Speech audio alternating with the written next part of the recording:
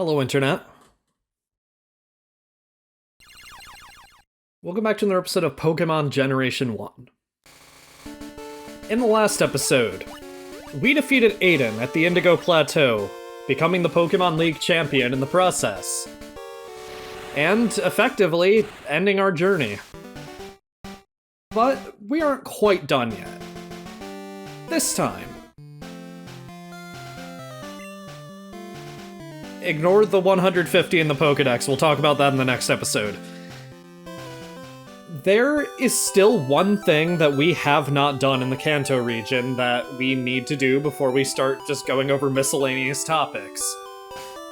I don't have the town map with me, and I don't even think it would show what I'm talking about, but there's a certain area that we never actually went to when we got access to Surf that we potentially could have. Gonna have to go get Ducks in the party, though, unless I have him. Yeah, I don't, so I need to go get Ducks in the party real quick. After defeating the champion, your party will not be fully healed. Mine only is because I went and caught everything, so yeah. You're gonna have to go to a Pokemon Center pretty much right away, because they just didn't think about it, I suppose. Went ahead and got Ducks out of the PC, but actually, after you beat the Pokemon League, there will be a new option available to you in the menu.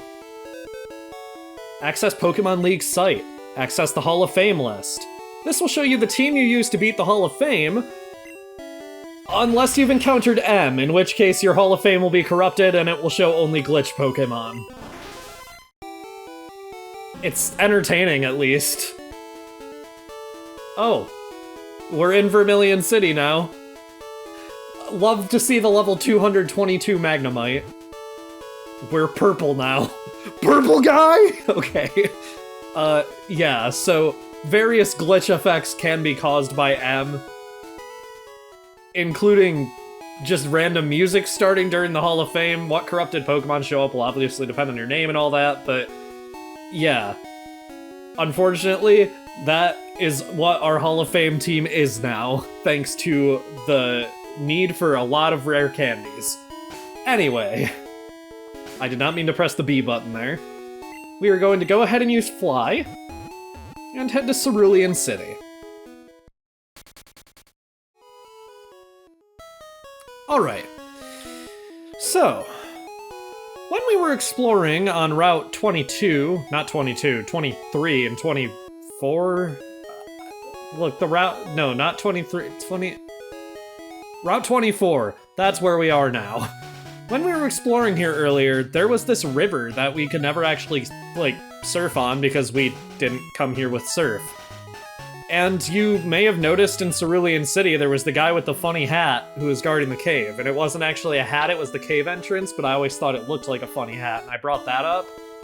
Well, we can actually surf over to the cave now. And after beating the Pokemon League, the man will no longer be here. We are free to enter. But first, if we head this way, we can finally fight this trainer who has been here just to torment me. I came to get my mushroom Pokemon.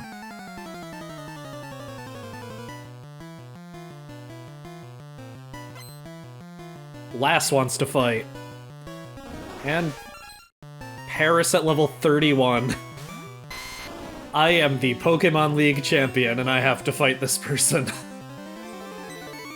We can probably one-shot this with Fire Spin.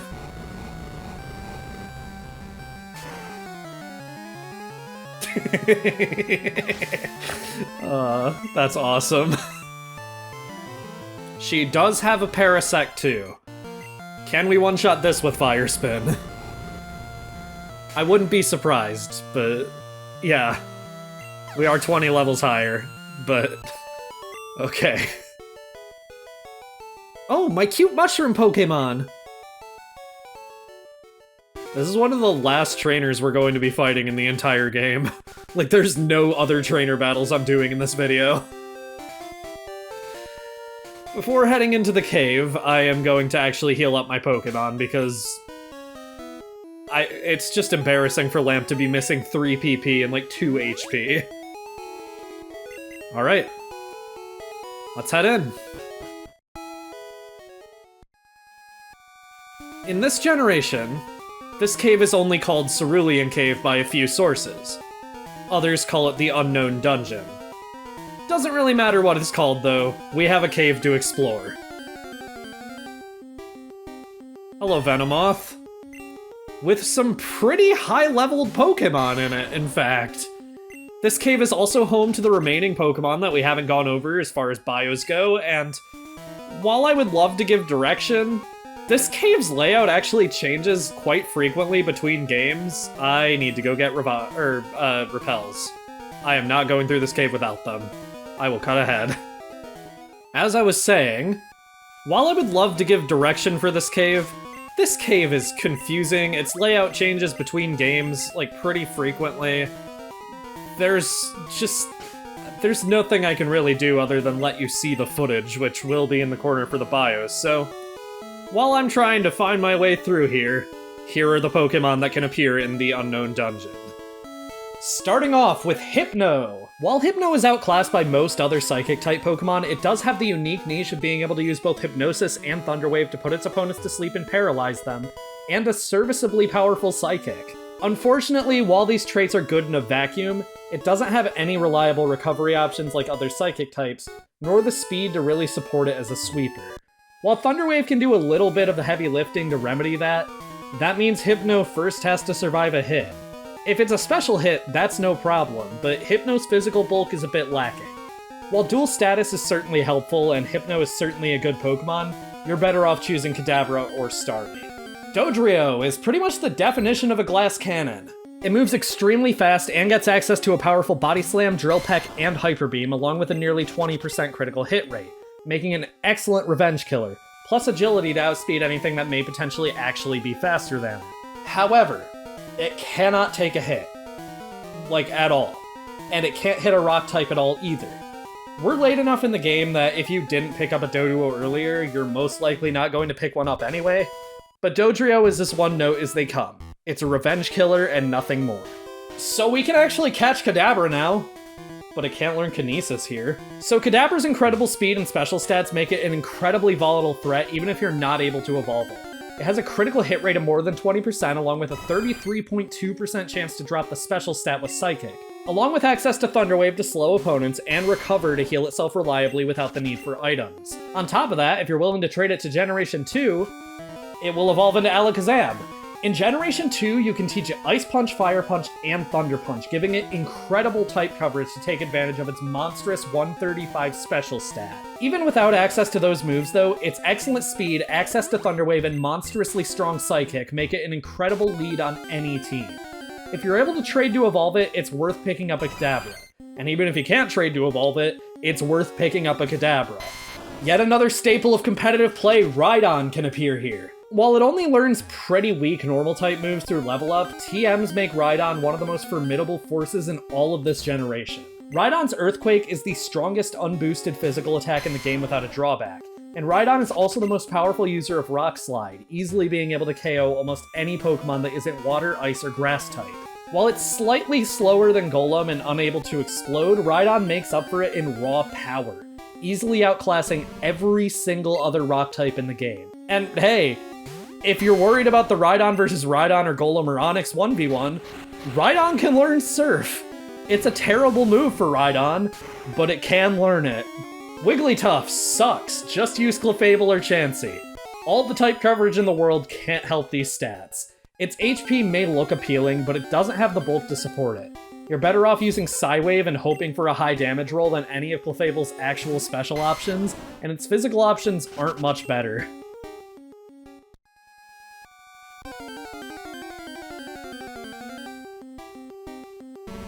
I know I've gone over, and I was just silent for a few seconds, but what commentary is there to give? I am just being bombarded on all sides by Marowak and Ditto. Ditto can appear here up to level 65.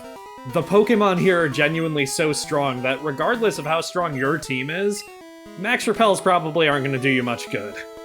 Luckily, there aren't wild Pokemon in the water here, but that's the case for most places, so that's not really a point for Cerulean Cave.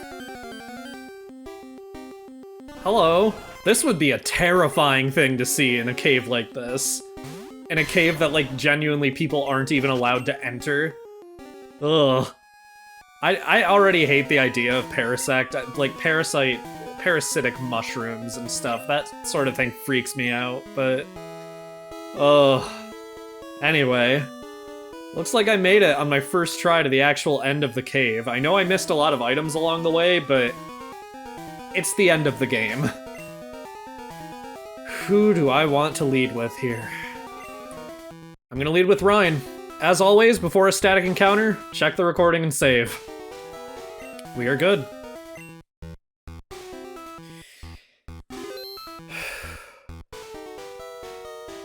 Let's do this.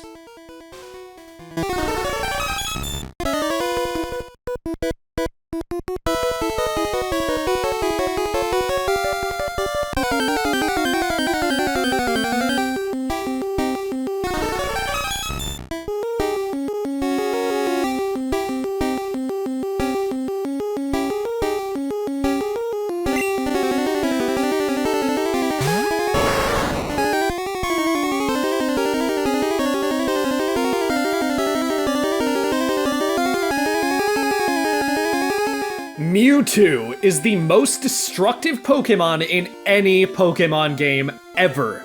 No stat under 90 means Mewtwo is an incredibly imposing presence on any team, along with an extremely high critical hit rate of 25% and the ability to heal itself reliably with Recover. It also has the option to boost its already insane special stat with Amnesia, which it learns at level 81, which is a ways away, but still pretty close when we're catching it at level 70. On top of this, Mewtwo gets access to almost every single special TM in the game, along with self-destruct in the case you're actually in a position where sacrificing it makes any sense whatsoever. Mewtwo's only flaw is the fact that it is quite literally too strong for the Game Boy to process. A Mewtwo with maxed out stats will end up overflowing its special stat if it's boosted to +4 or higher with Amnesia, resulting in its special stat being dropped to near 0 and making it easy to take out. This means nothing when almost nothing in the game will be able to withstand Mewtwo even at +2, along with Bolt Beam coverage being able to obliterate almost any Pokémon in the game. The scientists on Cinnabar Island dreamed of creating the world's strongest Pokémon, and they succeeded, for a while. All I can really hope for is that I'm able to freeze it. It's going for Recover right away. That is a good sign. If this thing uses Psychic, whatever it hits is dead. So, I led with Rhine so I can use Blizzard. I'm going to try to get it frozen, and from there it should hopefully be a pretty easy catch. Oh, there goes Rhine. There's no shot surviving that from a, like, 170 special stat, is it? Yeah. There was no chance. Okay. I know this is gonna be hard. This is the hardest Pokemon to catch in the game, especially if you fail to freeze it quickly enough. We might be able to survive Swift. Okay. We're able to survive Swift at least. I will take that. Keep going for Barrier. I don't care. I am using only special attacks on you. Thank God it doesn't have Amnesia yet. And there goes Yumi. That was our last chance to freeze it. Oh. Yumi? Okay, if you froze there, that was hype as fuck. Holy shit, she just survived a Psychic from Mewtwo. Okay, Gaster. I don't think we outspeed, but it's going for Swift anyway. Okay, we can put it to sleep at least. From here, I think our best bet is just throwing Ultra Balls and hoping they work. Here we go. 1. Okay. I am expecting this to be the hardest legendary to catch in the game. This will be harder than Moltres. Never mind, we caught it. You know what? I'll take it. I'll take a Let's Play with, like, only one legendary that was actually a struggle to catch.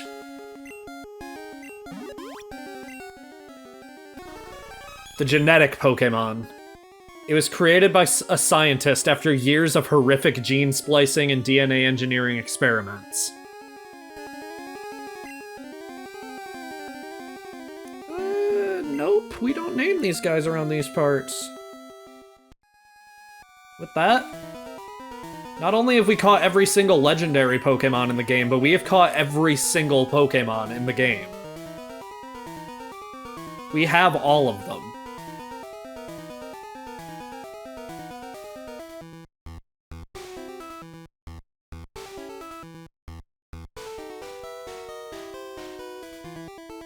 If you're like me and you question the logistics of Mewtwo coming before Mew in the Pokedex, join the club. Let's get out of here.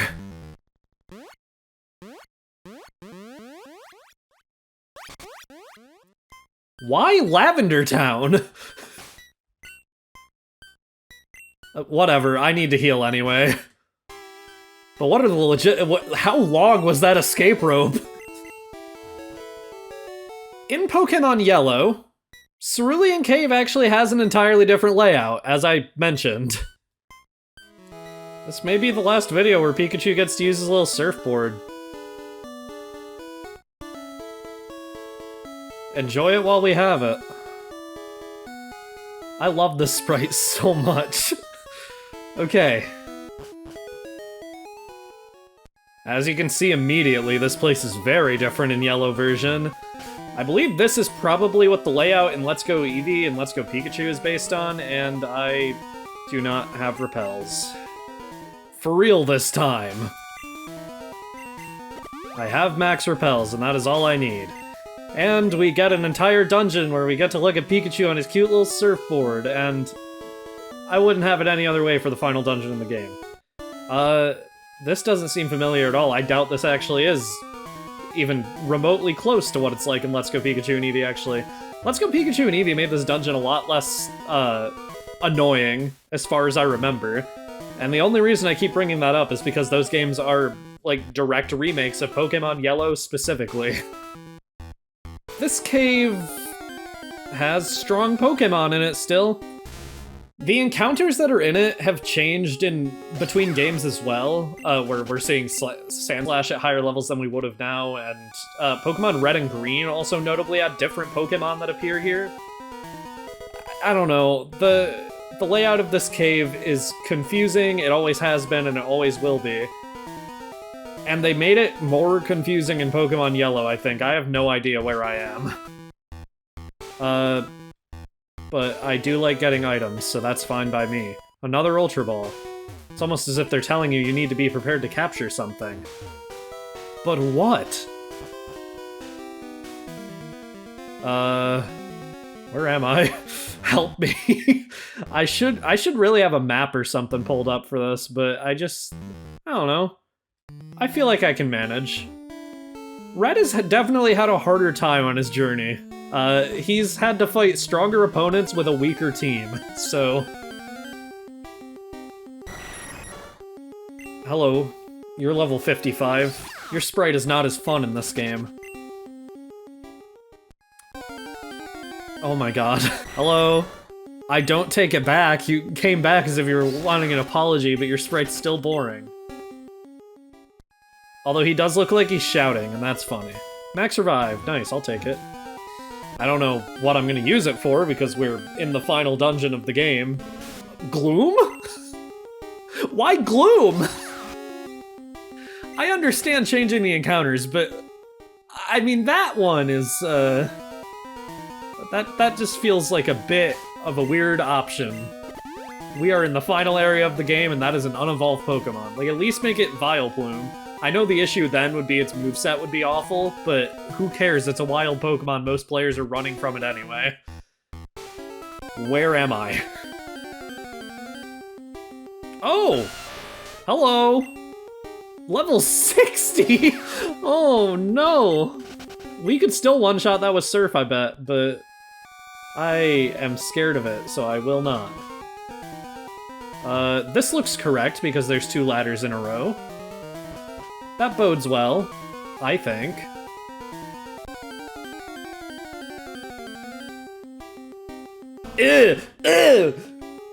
Why can you appear in the wild in this one?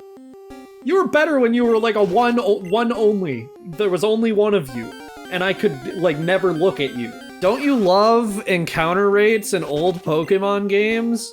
Aren't you so glad that Game Freak never changed this? I am going to play so much Scarlet and Violet, and I am gonna love it after this. I am so sick of random encounters.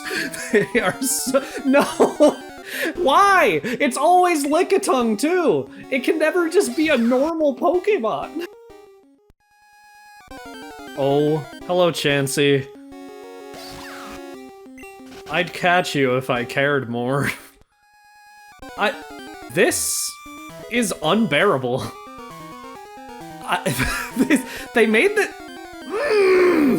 made this dungeon so much longer. Like, unbearably so. This sucks.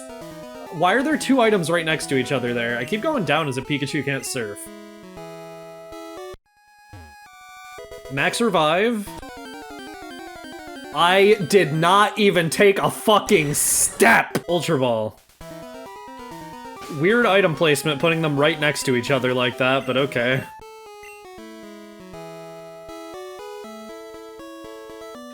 Are we almost at the end? As soon as I see that river and I see more land, I know I'm about to hate the next 10 minutes of my life. We are almost there. Oh my god. You know, it's funny, this wouldn't be a problem if Pikachu was like, I don't know, level 81. That seems like a fun level for Pikachu to be. Okay. I see Mewtwo. I know this is the end. If we get one more wild encounter before Mewtwo, I will quit. Okay. At least Pikachu's having fun, apparently. He's having fun twice, even. Oh my god.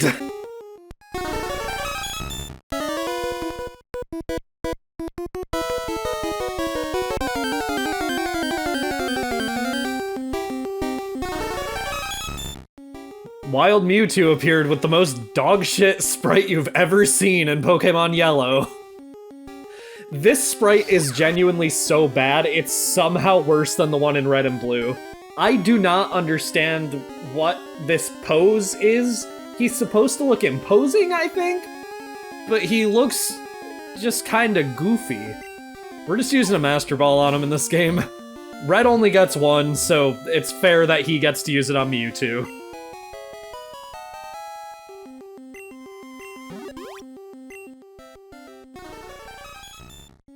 Its DNA is almost the same as Mew's, however its size and disposition are vastly different.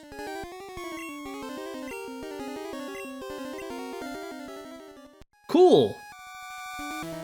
Please tell me I have an escape rope. Why did I not buy an escape rope? Back in blue version. With that, next time on Pokemon Generation 1. We're done with Red and Blue. Where did he go? Okay, anyway, next time is the last episode of Pokemon Red and Blue. We're going to be showing everything else I can think to show, and getting ready to move on to Pokemon Stadium. That feels unreal for me to say. See you guys then.